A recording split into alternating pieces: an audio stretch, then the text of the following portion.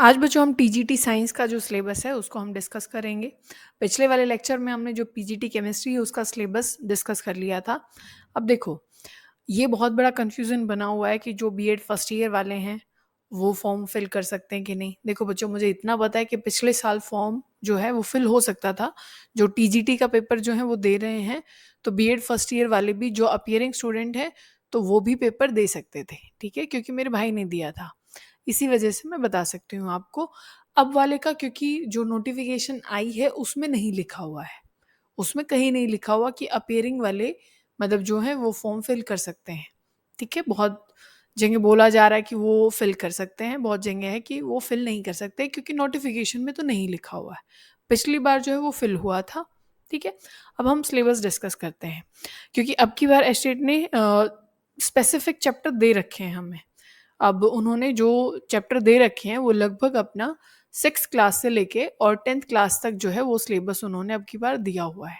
अगर यहीं से ही वो बिल्कुल स्पेसिफिक रहते हैं कि 6th से 10th तक है तो फिर तो बहुत फ़ायदा है। पर अगर ये सिलेबस दे के अगर वो आउट ऑफ द बॉक्स निकलते हैं, अगर यहाँ से बाहर वो देते हैं तो फिर बहुत गड़बड़ हो जाएगी। अगर हम बिल्कुल स्पेसिफिक इन चैप्टर्स पे रह गए, तो आपने पहले टीजीटी के पेपर देखे होंगे, वो बिल्कुल 12th तक जाते हैं। वो बिल्कुल भी आप ये नहीं है कि जो पीजीटी की तैयारी करते होंगे, जैसे जिन्होंने केमिस्ट्री की तैयारी की होगी, बायो की तैयारी की होगी, तो बहुत सिमिलर क्वेश्चन हो जाते हैं। कई क्वेश्चन ऐसे हो जाते हैं जो कि पीजीटी में पूछे गए हैं और वही क्वेश्चन उठा के टीजीटी में भी डाल रखे हैं, ठीक है। तो अगर वैसे रहा तो बहुत गलत हो जाएगा। अगर यही सिलेबस रहा तो हमारे लिए बहुत एक सॉर्ट आउट सा हो जाएगा, ठीक है। पर वो हमें नहीं पता, कई बार एस्टेट ये काम कर चुका है, ठीक है। तो आपको दोनों चीज़, ये जो सिलेबस दे रखा है इसकी भी तैयारी पूरी करनी है, और जो इससे अलग जो चैप्टर हैं, ठीक है, जैसे वो 12th तक वो देता है, आपको वो भी तैयारी करनी है, ठीक है। बहुत क्वेश्चन ये है कि क्या हम अब तैयारी कर सकते हैं? बिल्कुल बच्चों, आप तैयारी कर सकते हैं अभी भी। अगर जो पीजीटी की तैयारी कर रहा है, चाहे वो टीजीटी की तैयारी कर रहा है, केमिस्ट्री की सारी वीडियोज़ हैं बच्चों, केमिस्ट्री की सारी वीडियोज़ हैं। आपका कोई 1-1 घंटा मैंने नहीं ले रखा है, कोई 40 मिनट की है विद क्वेश्चंस, ठीक है। तो आपकी सारी तैयारी वहाँ पे हो जाएगी, ठीक है ना। बायो का अभी सारा चल रहा है।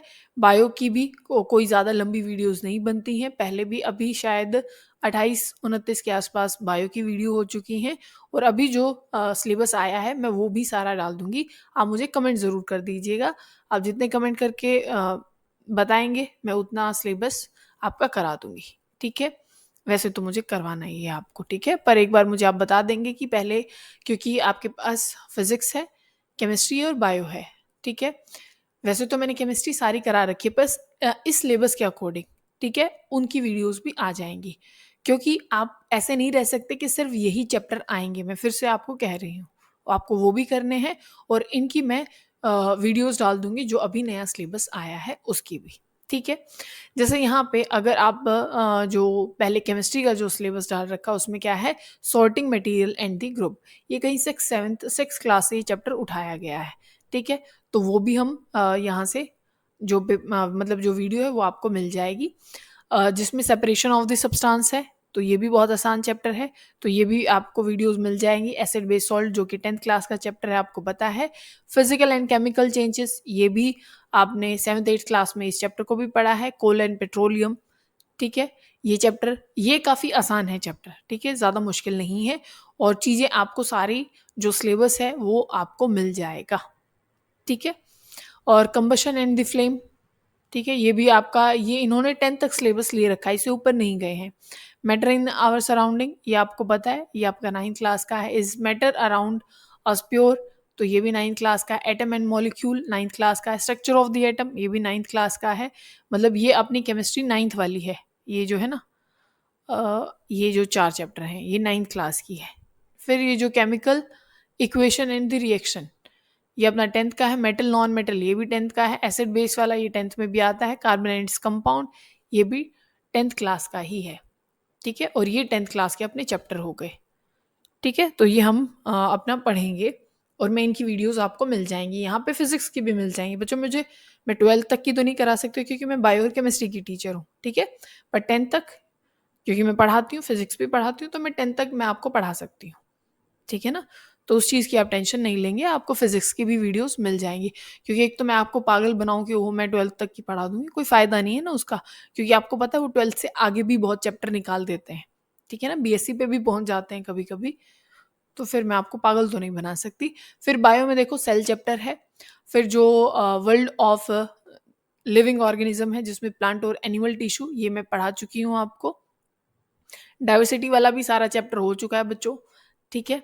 और ये जो आपका सारा न्यूट्रिशन, रेस्पिरेशन, ट्रांसपोर्टेशन, एक्सक्रीशन, ये 10th क्लास का चैप्टर है जो लाइफ प्रोसेस के नाम से है, ठीक है। मैं ये आपको वैसे तो जो 11th के हिसाब का है मैंने वो सारा करा दिया है, पर यहाँ पे अभी हम जो 10th के उसका है वो भी मैं आपको करा दूंगी।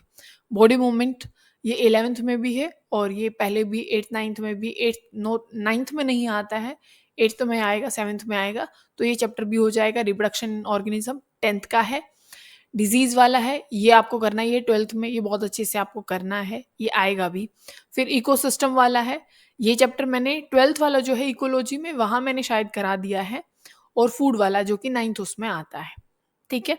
ये भी हम पढ़ लेंगे, कोई ज़्यादा मुश्किल है नहीं। अगर यही सिलेबस रहता है तो कोई दिक्कत वाली बात है ही नहीं, ठीक है, कोई दिक्कत वाली बात नहीं है। इन्होंने अब की बार ये जो पेडागोजी है वो भी ऐड कर रखी है। अब बहुत बार ये ऐड करते हैं पर आती है नहीं, ठीक है ना। चाहे आप 2015 से लेके आप 22 तक के पेपर देखिए, अपने सिलेबस पे कभी नहीं रहे और पेडागोजी नहीं आई, लिख देते हैं नहीं आती है, ठीक है। फिर मोशन एंड मेजरमेंट चैप्टर है, ये अपना 11th का भी फर्स्ट चैप्टर रहता है, और ये जो मोशन है आपको 10th क्लास में मिल जाता है, 9th में मिल जाता है। Force and laws of motion ये भी हम कर लेंगे।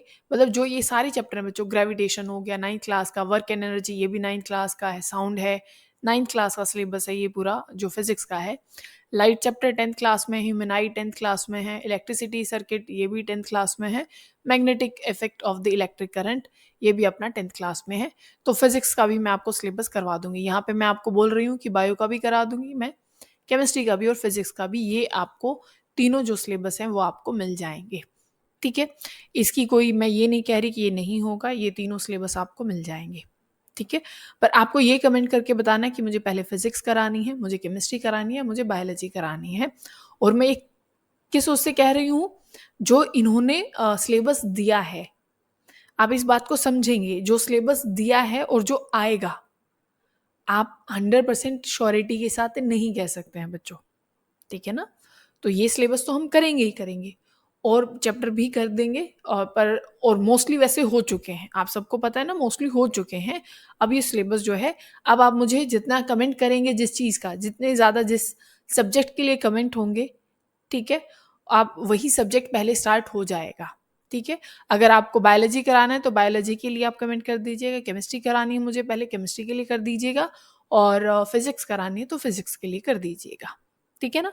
फिर आपको सिलेबस मिल जाएगा, मैं मना नहीं कर रही, पर मुझे कमेंट जल्दी से जल्दी कर दीजिएगा क्योंकि समय इतना ज़्यादा अपने पास अब बचेगा नहीं, ठीक है। प्रॉपर आप ये मान लीजिए कि आज 2 तारीख है अपने पास, प्रॉपर 1 महीना है, तो आप मुझे क्या है कमेंट कर देंगे ताकि मैं जल्दी से जल्दी करा पाऊँ, 15-20 दिन मैं रेगुलर वीडियो ला पाऊँ और आपको सिलेबस भी आपका जल्दी हो जाए, रिवीजन के लिए भी आपको टाइम मिल जाए। तो ये आपका काम है कि जितने ज़्यादा आप कमेंट करेंगे उतना जल्दी आपको सिलेबस मिल जाएगा, ठीक है बच्चों। तैयारी अच्छी करना और ज़्यादा हड़बड़ाहट में कुछ भी मत करने लग जाना, शांत रहो। आप का जो चीज़ें हैं आपके पास, और ये नहीं है कि अगर आप टाइम वेस्ट करने चलोगे कि एक चैप्टर पे आप 4-4 दिन लगाओगे तो आपकी तैयारी नहीं हो पाएगी। आपको एक दिन में 3-4 चैप्टर तो निपटाने ही पड़ेंगे, तभी आप रिवीजन पे प्रीवियस पेपर लगा पाओगे, तभी कुछ काम होगा, क्योंकि आपको और सब्जेक्ट भी अटेम्प्ट करने हैं, इंग्लिश भी है, हिंदी भी है, साइकोलॉजी अपनी जो सीडीपी है वो भी है, ठीक है ना। तो ये चीज़ें आपको करनी है, ठीक है। तो आगे आपका काम बचा हुआ है और जो मेरा काम है वो तो मैं करूँगी, ठीक है बच्चों।